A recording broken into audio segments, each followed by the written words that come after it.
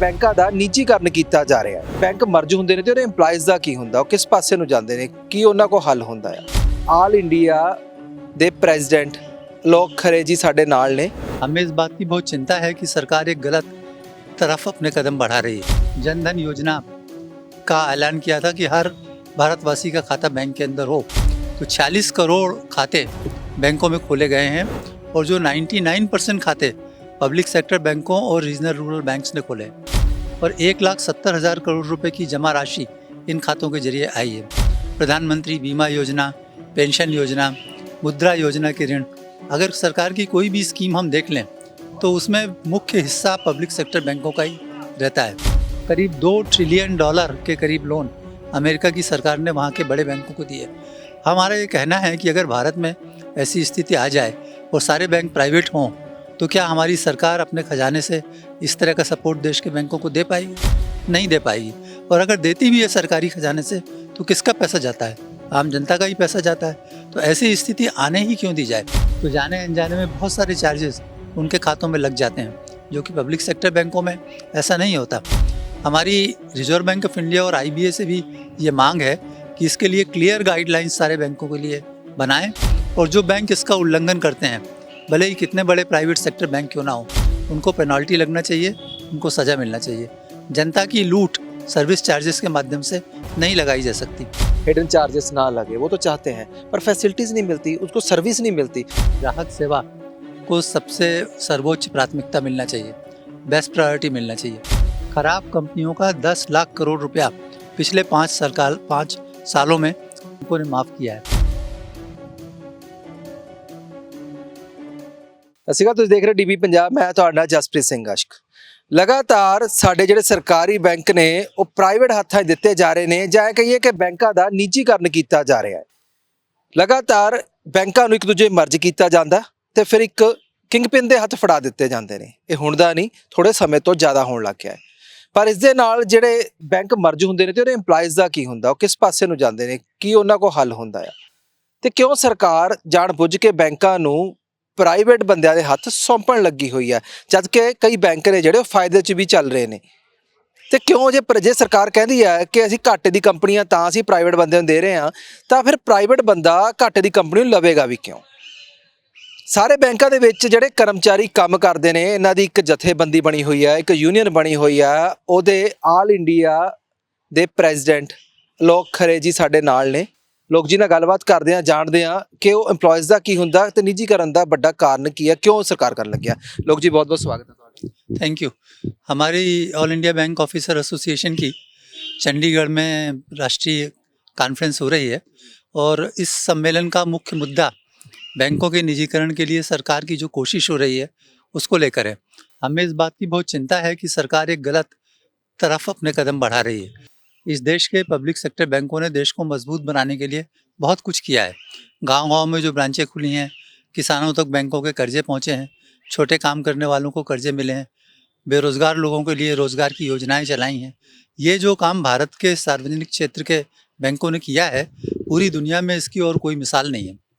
और जो हमारे अभी प्रधानमंत्री नरेंद्र मोदी जी हैं, उन्होंने सरकार में आते से ही जन धन योजना का ऐलान किया था कि हर भारतवासी का खाता बैंक के अंदर हो, तो 46 करोड़ खाते बैंकों में खोले गए हैं और जो 99% खाते पब्लिक सेक्टर बैंकों और रीजनल रूरल बैंक्स ने खोले हैं। प्राइवेट क्षेत्र के बैंकों ने 1% खाते भी नहीं खोले हैं और 1,70,000 करोड़ रुपए की जमा राशि इन खातों के जरिए आई है। प्रधानमंत्री बीमा योजना, पेंशन योजना, मुद्रा योजना के ऋण, अगर सरकार की कोई भी स्कीम हम देख लें तो उसमें मुख्य हिस्सा पब्लिक सेक्टर बैंकों का ही रहता है।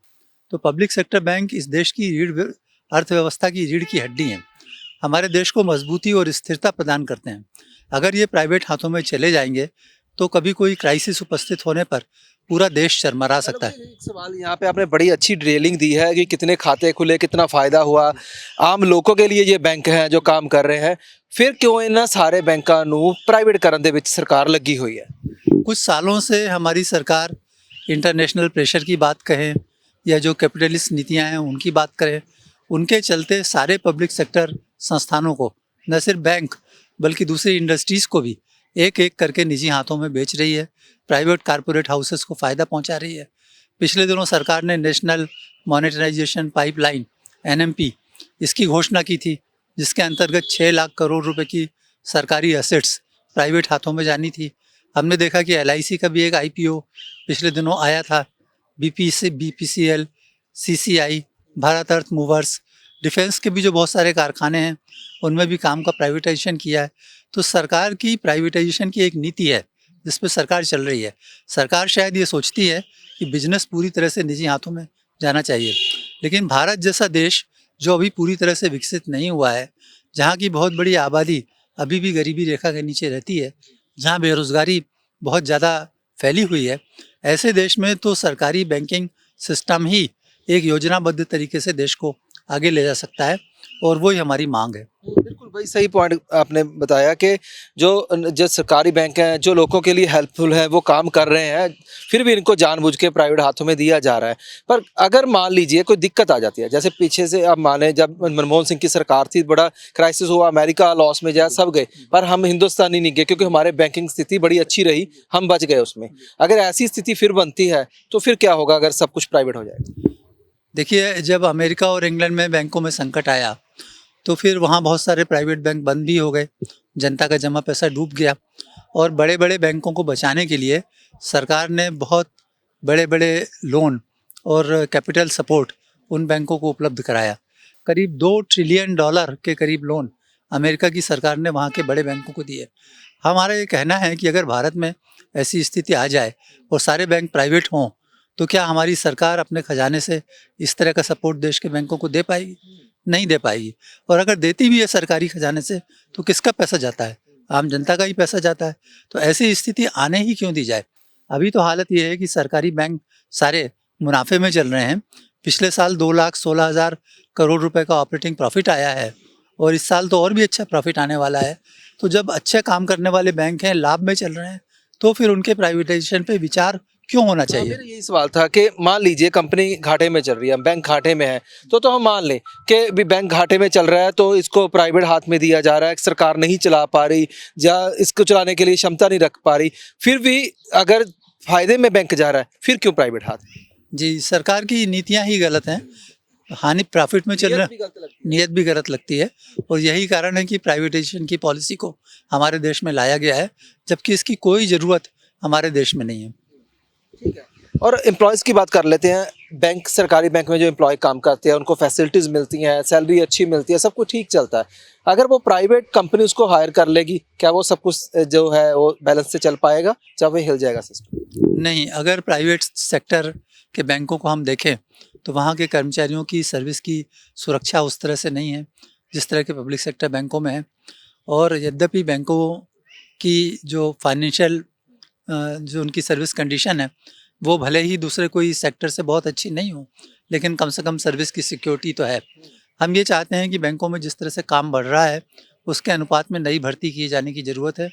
हज़ारों की संख्या में बैंकों के में पद खाली पड़े हुए हैं, और आउटसोर्सिंग के जरिए या प्राइवेट कॉन्ट्रैक्ट एम्प्लॉयज़ को रखने की बजाय रेगुलर एम्प्लॉयज़ की अगर भर्ती करेंगे तो बहुत बड़ी संख्या में बेरोज़गारों को बैंकों में काम मिल सकता है।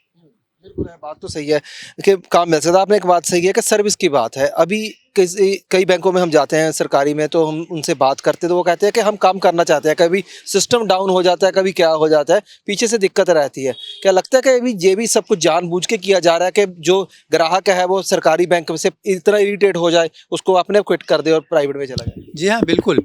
कई बैंकों की तो हालत ये है कि एक-एक व्यक्ति एक ब्रांच को चला रहा है। जो मिनिमम स्टाफ होना चाहिए, वो मिनिमम स्टाफ भी नहीं है। ऐसी हालत में ग्राहक सेवा पे असर पड़ता है, लोग नाराज़ होते हैं और बैंकों का बिज़नेस चला जाता है। बैंकों का मर्जर एक ऐसा ही उदाहरण है। इसकी कोई ज़रूरत नहीं थी, लेकिन बैंकों के मर्जर के नाम पे 6,500 ब्रांचेज़ पूरे देश में बंद कर दी गईं। लोगों के खाते एक बैंक से दूसरे बैंक में भेज दिए गए, लोग परेशान हुए। तो ये सार्वजनिक क्षेत्र के बैंकों की स्थिति को इस तरह से बिगाड़ने का ये जो तरीका है, ये किसी भी रूप में जनता के हित में नहीं है। जब तक इसके नुकसान ही है। बैंकिंग के खाते की बात आपने शुरू में की थी कि बहुत 0% पे भी खाता खुलता है, कोई पैसा भी ना दो तो भी आपका खाता खुलेगा, आपको फैसिलिटीज़ मिलती हैं। अगर प्राइवेट कंपनी आती है तो ऐसा देगी, क्योंकि तो वो तो शुरू ही 5-5 हज़ार के जी खाते जी से। जी। प्राइवेट सेक्टर का तो पूरा आधार ही मुनाफा कमाना है, ज़्यादा से ज़्यादा मुनाफा कमाना है, हर चीज़ पे चार्जेस लेना है। आज भी अगर प्राइवेट सेक्टर के बैंकों के ग्राहकों से आप पूछें तो जाने अनजाने में बहुत सारे चार्जेस उनके खातों में लग जाते हैं, जो कि पब्लिक सेक्टर बैंकों में ऐसा नहीं होता। हमारी रिजर्व बैंक ऑफ इंडिया और आईबीए से भी ये मांग है कि इसके लिए क्लियर गाइडलाइंस सारे बैंकों के लिए बनाएं, और जो बैंक इसका उल्लंघन करते हैं, भले ही कितने बड़े प्राइवेट सेक्टर बैंक क्यों ना हो, उनको पेनल्टी लगना चाहिए, उनको सज़ा मिलना चाहिए। जनता की लूट सर्विस चार्जेस के माध्यम से नहीं लगाई जा सकती। दूसरा एक चीज़ मैं पॉइंट आउट करना चाहता हूँ कि हमारे देश में जो बैंकों में इंटरेस्ट रेट का स्ट्रक्चर है, वो आम जनता के हित में नहीं है। जिस तरह से महंगाई लगातार बढ़ रही है, उसको देखते हुए बैंक के डिपॉजिट्स पे जो ब्याज की दरें हैं, वो कम है, बहुत कम है। और उसका कारण ये है कि एक तरफ तो कारपोरेट घराने बड़े बड़े कर्जे लेकर उसको वापस नहीं करते, उससे बैंकों को जितना मुनाफा होना चाहिए उतना मुनाफा नहीं होता। यदि ये स्थिति ना हो, यदि बड़े कारपोरेट सेक्टर पे अंकुश लगाया जाए, तो बैंकों का मुनाफा और अधिक बढ़ेगा, और इससे आम जनता को ज़्यादा ब्याज उनके डिपॉजिट्स पे दिया जा सकता है। मतलब एक फ़ायदा हो सकता है। फायदा हो ठीक है, आप बात बड़ी अच्छी आपने की है कि बड़े-बड़े घराने हैं वो क्या कहते हैं, कंपनी बना लेते हैं और पैसा लेते हैं और उससे पैसा लेकर भाग जाते हैं और बोलते हैं वही कंपनी थी। क्यों ना उसकी जो मदर कंपनी है उसको भी इसकी सज़ा मिलनी चाहिए, जी उससे हाँ, पैसे की भरपाई होनी जी चाहिए। हाँ। अगर कोई एक व्यक्ति डिफ़ॉल्ट करता है तो उसकी सारी कंपनियों को हमेशा के लिए कोई और लोन लेने से रोक देना चाहिए। जो जानबूझ के कर्ज़े नहीं चुकाते, उसको क्रिमिनल ऑफ़ेंस डिक्लेयर करके उनको सज़ा दी जानी चाहिए। इस तरह के और सूचियाँ सार्वजनिक करना चाहिए, सारी जनता को मालूम होना चाहिए। जब तक सरकार इसको लेकर कड़े कदम नहीं उठाएगी, तब तक चाहे नीरव मोदी हों, चाहे मलैया हों, इस तरह के लोग होते रहेंगे देश में। कर्ज़े लेंगे, डुबाएँगे, बाहर विदेश में चले जाएँगे, फिर कब वो लौट के आएँगे और क्या चुकाएँगे, इसकी कोई गारंटी नहीं है। इस समय हालत ये है कि खराब कंपनियों का 10 लाख करोड़ रुपया पिछले 5 सालों में बैंकों ने माफ़ किया है। तो हम समझ सकते हैं कि कितना बड़ा घाटा बैंकों को इसके कारण हुआ है, और अगर ये घाटा नहीं होता तो बैंकिंग इंडस्ट्री की क्या हालत होती, इसके बारे में भी हम सोच सकते हैं। सीधा-सीधा बोले कि आम गरीबों के मुँह से निवाला छीन के अमीरों को खिलवाया गया और उसको भगा दिया गया। जी हाँ, जो नीतियाँ हैं हमारी, वो आम जनता के हित की नहीं हैं और बड़े कारपोरेट घराने को फ़ायदा पहुँचाने की हैं। हमारा यही स्लोगन है कि people's banking for public sector. जो पब्लिक सेक्टर बैंक हैं, वो जनता के लिए हैं, उनमें जमा पैसा जनता की अमानत है, और उसका उपयोग जनता के अच्छे से अच्छे फ़ायदे के लिए होना चाहिए। ठीक है, आपने अभी तो हम कमियों की बात कर रहे थे, अब हम बात करें अगर सिस्टम को सही रन करना है तो कैसे कर पाएँगे? कैसे हम रोक पाएँगे निजीकरण से? इसके लिए जो आम बैंक के ग्राहक हैं और जनता है, उनको बैंक कर्मचारियों के साथ आने का हम आह्वान करते हैं। बैंक कर्मचारी तो अपने स्तर पे आंदोलन करते रहते हैं, लेकिन वो पर्याप्त नहीं है। जनमत का दबाव सरकार के ऊपर ऐसा होना चाहिए कि वो आम जनता की भलाई की नीतियाँ बनाए, और मुझे लगता है कि अगर सब लोग इस पर ध्यान देंगे, तो वो हालातें बन सकती हैं। आम आम जनता तो आना चाहती है, सर आम जनता तो चाहती है कि हम ऐसे बैंक में जाएँ जहाँ पे हमारी सेफ्टी हो, हमारा पैसा बचा रहे, उसकी कटौती ना हो, हिडन चार्जेस ना लगे, वो तो चाहते हैं। पर फैसिलिटीज़ नहीं मिलती, उसको सर्विस नहीं मिलती। अब कई बार एक बंदा एम्प्लॉय है कि वो एक छुट्टी लेकर जाता है आधे घंटे की कि मैं फटाफट अपना डिपॉज़िट कराऊँ जो को कर लूँ, पर उसके लिए उसको लंबी-लंबी लाइनों में खड़ना पड़ता है और उस पे काम इतना स्लो होता है कि आप कानों को हाथ लग जाता है। फिर कैसे आ पाएँगे लोग? हम हमारे सम्मेलन में भी ये इस तरह का प्रस्ताव करते हैं, और कर्मचारियों को बोलते हैं कि ग्राहक सेवा को सबसे सर्वोच्च प्राथमिकता मिलना चाहिए, बेस्ट प्रायोरिटी मिलना चाहिए। और मैनेजमेंट से भी हमारी ये मांग है कि बैंकों में स्टाफ की कमी को दूर करें, इंफ्रास्ट्रक्चर को सुधारें। ये सारी चीज़ें जुड़ी हुई हैं। अगर आईबीए जो बैंकों के मैनेजमेंट, वो भी ध्यान देंगी, सरकार भी ध्यान देगी, और हमारे कर्मचारी भी अपना ध्यान ग्राहक सेवा पर लगाएंगे, तो ये ज़रूर होगा।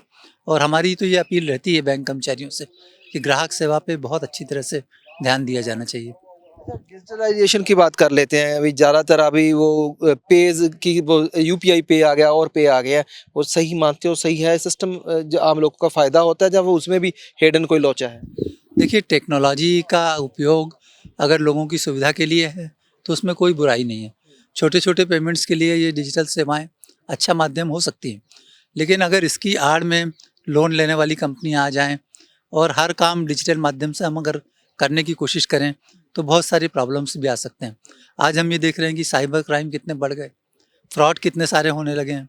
लोगों से ओटीपी पूछ लिया जाता है, जानकारी ले ली जाती है और देखते ही देखते उनके खातों के पैसे गायब हो जाते हैं। इस तरह की घटनाएं भी बहुत हो रही हैं। तो जो ब्रिक एंड मोर्टर बैंकिंग है, जो जो वास्तविक बैंकिंग है, उसका विकल्प डिजिटल बैंकिंग नहीं हो सकती। ये तो बात सही है कि उसका नहीं हो सकती सीधे। लास्ट में ये बात जरूर करेंगे, गवर्नमेंट का ओवरऑल और रवैया बैंकिंग के प्रति कैसा देखते हैं?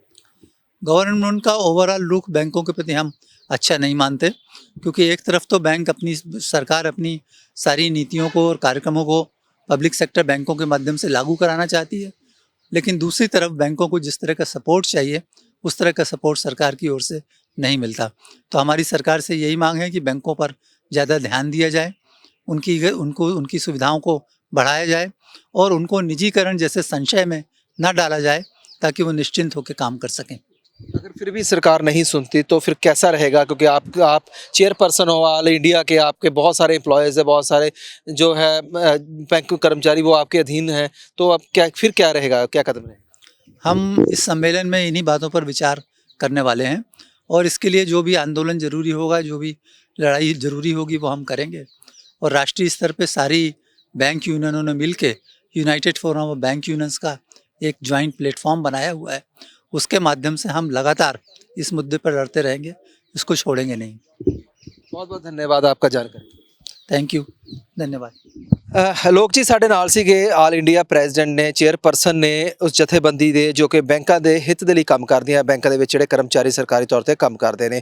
ਸਰਕਾਰ ਦੀ ਨੀਅਤ ਅਤੇ ਨੀਤੀਆਂ ਉੱਤੇ ਸਵਾਲ ਚੁੱਕੇ ਨੇ। ਨਾ ਨੀਅਤ ਸਹੀ ਹੈ, ਨਾ ਉਹਦੀਆਂ ਨੀਤੀਆਂ ਸਹੀ ਹੈ। ਜਾਣਬੁੱਝ ਕੇ ਸਰਕਾਰੀ ਬੈਂਕਾਂ ਨੂੰ ਪ੍ਰਾਈਵੇਟ ਕਰਨ ਦੇ ਲੱਗੀ ਹੋਈ ਹੈ, ਪ੍ਰਾਈਵੇਟ ਪਲੇਅਰ ਦੇ ਹੱਥ ਦੇਣ ਲੱਗੀ ਹੋਈ ਹੈ, ਤਾਂ ਕਿ ਉਹਨਾਂ ਨੂੰ ਫਾਇਦਾ ਦਿੱਤਾ ਜਾਵੇ ਤੇ ਫਿਰ ਉਹ ਬੈਂਕਰਪਟ ਹੋ ਕੇ ਇੱਥੋਂ ਭੱਜ ਸਕਣ ਤੇ ਆਮ ਲੋਕ, ਆਮ ਗਰੀਬਾਂ ਦਾ ਪੈਸਾ ਜਿਹੜੇ ਨੇ ਲੋਕ ਖਾ ਸਕਣ ਤੇ ਸਰਕਾਰ ਵੀ ਉਸ ਦੇ ਵਿੱਚੋਂ ਕਿਤੇ ਨਾ ਕਿਤੇ ਆਪਣੀ ਚੁੰਬੀ ਮਾਰ ਸਕੇ। ਸੋ ਖੁਦ ਸੁਣਿਆ ਆਲੋਕ ਜੀ ਨੂੰ ਉਹਨਾਂ ਨੇ ਕੀ ਕਿਹਾ। ਦੇਖਦੇ ਰਹੋ ਟੀਵੀ ਪੰਜਾਬ, ਮੈਂ ਤੁਹਾਡਾ ਜਸਪ੍ਰੀਤ ਸਿੰਘ ਆਸ਼ਕ।